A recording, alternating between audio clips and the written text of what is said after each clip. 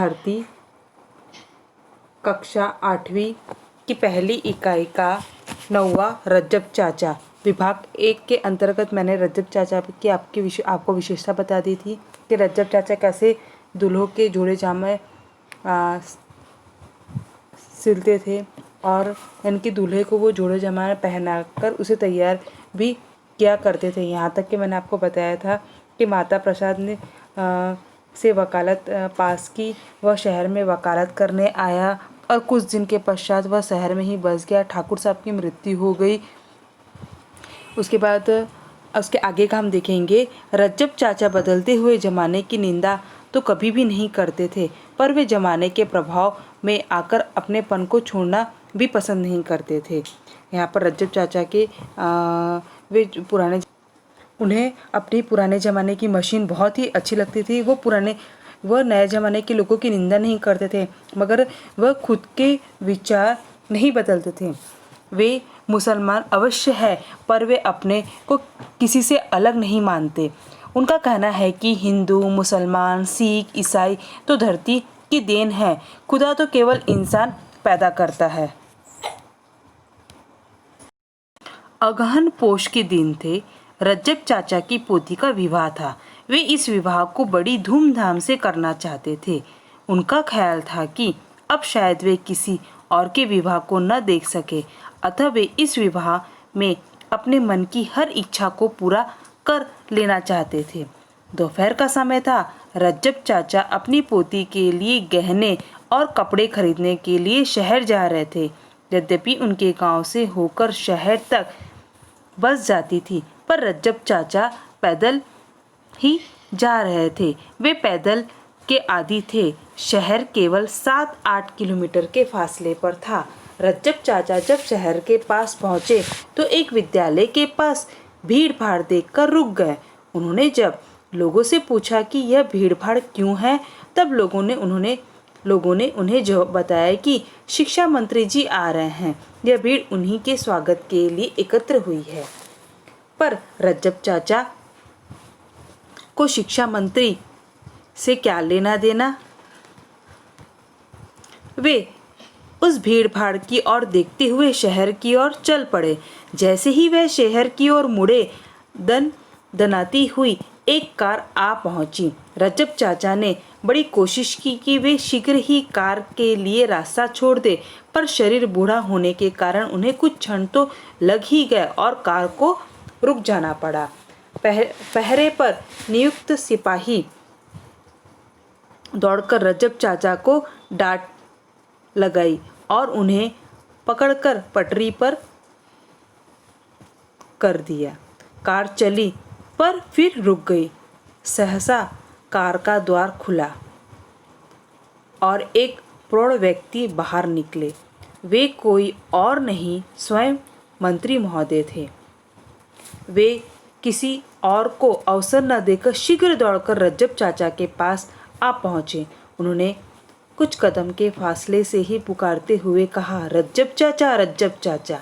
रज्जब चाचा जब तक कुछ कहे न कहे, मंत्री महोदय ने दौड़कर उनके चरण स्पर्श कर लिए।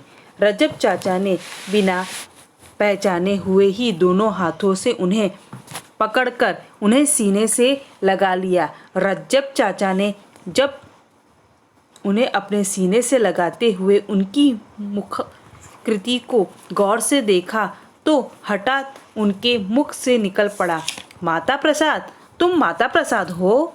मंत्री महोदय बोल उठे। हाँ रज्जब चाचा, मैं माता प्रसाद ही हूँ। आपने तो मुझे इंद्र बनाने का आशीर्वाद दिया था। रज्जब चाचा की आंखें सजल हो गई। उनकी आंखों से आनंद और प्रसन्नता की बूंदें टपककर गिरने लगी। उनकी आंखों के आंसू के उत्तर से मंत्री जी की आंखें सजल हो उठी। उन्होंने अपने आंसुओं में बहुत से स्मृति चित्र देखे। फिर कुशल क्षेम और हाल चाल रज्जब चाचा ने उन्हें बताया कि उनकी पोती का विवाह 10 दिसंबर को है। मंत्री महोदय ने अपनी डायरी में 10 दिसंबर के दिन कुछ लिखकर रज्जब चाचा को बड़ी नम्रता से नमस्कार किया और फिर चले गए। रज्जब चाचा ने भी अपनी आंखों से आंसू पोंछते हुए शहर का रास्ता पकड़ा। 10 दिसंबर का दिन था। सूर्य डूब चुका था। रज्जब चाचा अपनी पोती के विवाह के कामकाज को लेकर बहुत व्यस्त थे। उनके पैरों में जैसे विद्युत की सी गति पैदा हो गई थी। लड़की का पोती का विवाह था और रज्जब चाचा को इतनी खुशी थी, वो हर कार्य को बहुत तेज गति से कर रहे थे। साहस एक कार आकर रज्जब चाचा के दरवाजे पर रुकी। रज्जब चाचा ने आश्चर्यचकित होकर कार की ओर देखा। कार का द्वार खोलकर मंत्री प्रसाद उतर रहे थे। रज्जब चाचा ने दौड़कर माता प्रसाद को पकड़कर अपनी छाती से लगा लिया। उनके मुख से अपने आप ही निकल पड़ा, अरे बेटा, तुमने क्यों कष्ट किया? रज्जब चाचा की आंखें भर आई। उन्होंने बड़े आदर से अपने बरामदे में ले जाकर कुर्सी पर बैठाया। सारे गांव में बिजली की तरह खबर फैल गई। मंत्री महोदय को उनकी उसी दिन रात में राजधानी जाना था, अतः उन्होंने शीघ्र ही चाय पानी करके रज्जब चाचा से छुट्टी ली। रज्जब चाचा और गांव के लोग उन्हें कार तक पहुंचाने के लिए आए। मंत्री जी ने रज्जब चाचा के पैरों को छूकर कार में बैठते हुए कहा, चाचा आप क्या कहते हैं? रज्जब चाचा ने उत्तर दिया, यही बरामदे में पुरानी मशीन से सिलाई करता हूँ। कुछ दिनों के बाद लोगों ने बड़े आश्चर्य के साथ देखा कि रज्जब चाचा के 2 नई मशीन आ गई। उन्होंने 2 बेरोजगार युवकों को अपने पास काम पर रख दिया। बाद में गांव वालों को पता चला कि वे मशीन मंत्री महोदय ने भेजी थी। अब रज्जब चाचा खूब खुश रहने लगे। यहाँ पर रज्जब चाचा के बारे में बताया गया थे, यानी कि भारत गांव का देश है। यहाँ की अधिकांश जनसंख्या अब भी गाँव में रह रही है। हमारे गांव में विभिन्न वर्गों और जातियों के लोग परस्पर मिलजुल कर रहते हैं। आपस में कोई भेदभाव नहीं रहता। गांव में ब्राह्मण, ठाकुर, नाई, धोबी, दर्जी तथा टपाली आदि जातियां मिलजुल कर रहती है। गांव के स्वर्ण शादी ब्याह तथा 30 त्योहारों पर सबको आमंत्रित करते हैं। लोगों को खूब खिलाते पिलाते हैं तथा अवसरानुकूल नेक भी देते हैं। अब गांव में भी शहर सभ्यता का प्रभाव बढ़ रहा है।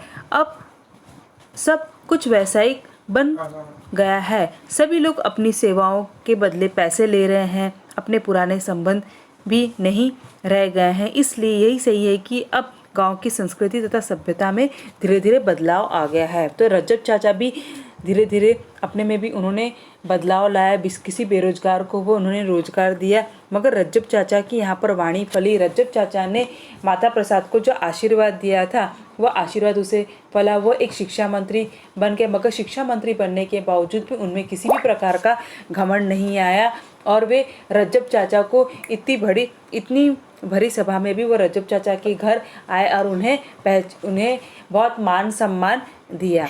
तो यहाँ पर हमें यही सीख मिलती है कि हमें बड़ों का आदर करना चाहिए।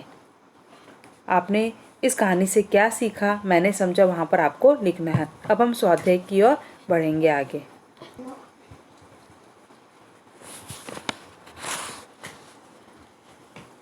स्वाध्याय की ओर हम देख रहे हैं। यहाँ पर दिया है आकृति सूचना के अनुसार कृतियाँ करो, संजाल पूर्ण करो।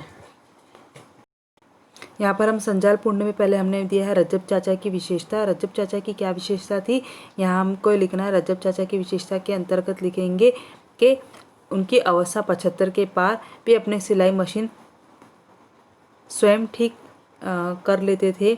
रज्जब चाचा बहुत तेज चलते थे। इस अवस्था में बिना चश्मे के ही वे सुई के अंदर धागा डाल देते थे। ये 4 बॉक्स के अंतर्गत आपको यह प्रश्न के उत्तर लिखना है। उसके बाद स्वाध्याय का दूसरा प्रश्न दिया है उचित जोड़ियाँ मिला। अब हमें क्या बनाना है, यहाँ पर उचित जोड़ियाँ मिलाना है। सबसे पहले क्या दिया है, ठाकुर जी। उसके बाद यहाँ पर उसके अ और आ दिया है, तो ठाकुर जी। तो ठाकुर जी में हम क्या लिखेंगे, ठाकुर जी कौन थे? तो ठाकुर जी का यहाँ पर उत्तर आएगा सूरज भान, यहाँ पर हम लिखेंगे। उसके बाद रज्जब चाचा।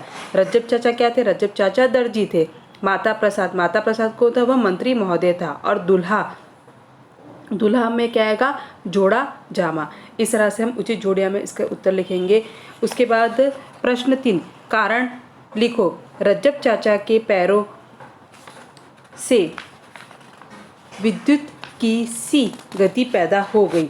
अब क्या कारण था कि उनके पैरों में से विद्युत की गति पैदा हो गई? तो यहाँ पर हम लिखेंगे रज्जब चाचा के पोती का विवाह था। वे विवाह के काम काज को लेकर बहुत व्यस्त थे।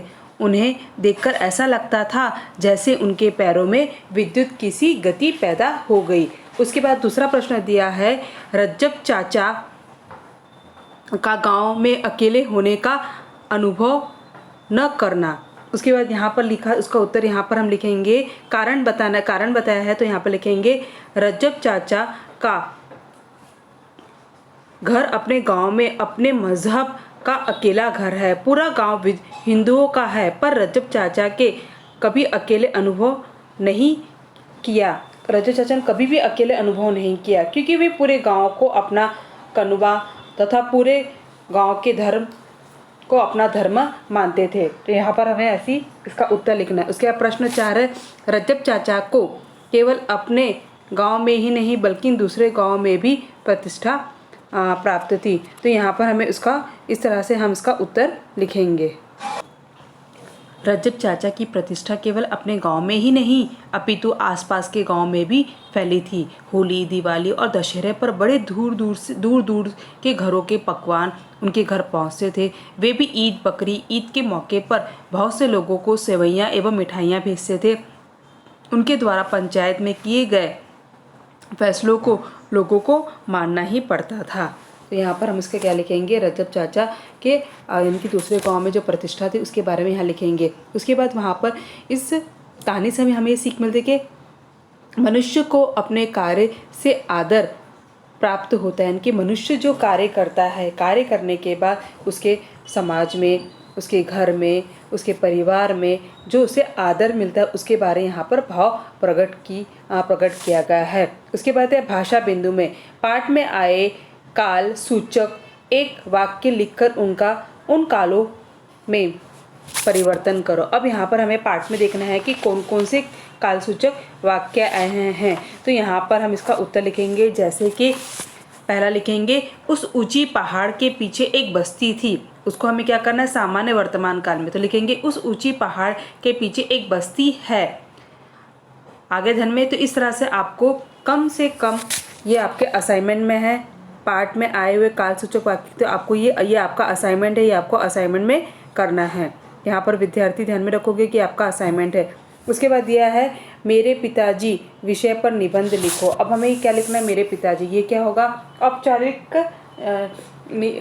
के अनौपचारिक निबंध। पहले आपको हमें इसकी पहचान करना है। तो ये कौन सा अनौपचारिक निबंध है, तो लिखेंगे कुछ भी लिख सकते हैं। पिताजी शब्द से ही शासन का वर्चस्व झलकता है। ऐसा नहीं कि पिता बच्चों से प्यार नहीं करते। तो यहाँ पर मेरे पिताजी विषय पर आप अपना, ये कोई निबंध है, सॉरी पत्र नहीं है, आगे धन में।